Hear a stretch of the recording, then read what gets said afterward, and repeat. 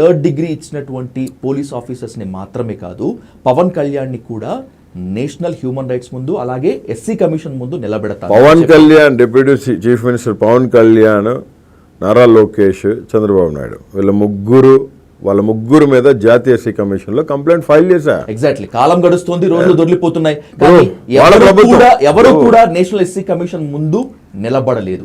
మీరు ఫెయిల్ అయినట్ట, SC commission fail అయినట్ల. ఎస్సీ కమిషన్ కేసు కొట్టలేదు. ఎస్సీ కమిషన్ ఏమని చెప్పింది?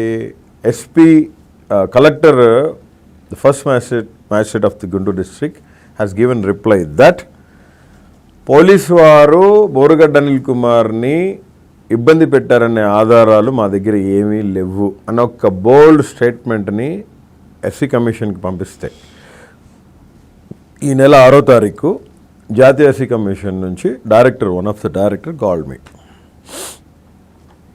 కాల్ చేసిన తర్వాత అడిగారు, మీకు విట్నెస్లు లేవని చెప్తా ఉన్నారు, వాళ్ళు ఇచ్చిన రిప్లై ఇదే, మీకు పంపిస్తున్నాం చూసుకోండి. నేను చెప్పిన, సార్ విట్నెస్లు ఉన్నాయి, సెంట్రల్ జైల్లో నాకు నోటీసులు ఇవ్వకుండా కస్టడీకి పంపించిన కెమెరా ప్రూఫ్స్ ఉన్నాయి,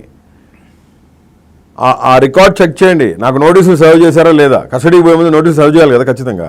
నా లీగల్ కౌన్సిల్కి నేను చెప్పుకోవాలి కదా. దుర్గా రమేష్ అనేటోడు నాకు ఇవ్వలా, జైలరు, గేట్ జైలర్గా ఉన్నాడు అప్పుడు అతను. ఓకే, అది పక్క అతను ఒక టీడీపీ జెండా కప్పుకోనో జనసేన జెండా కప్పుకోనో పనిచేశాడు అక్కడ.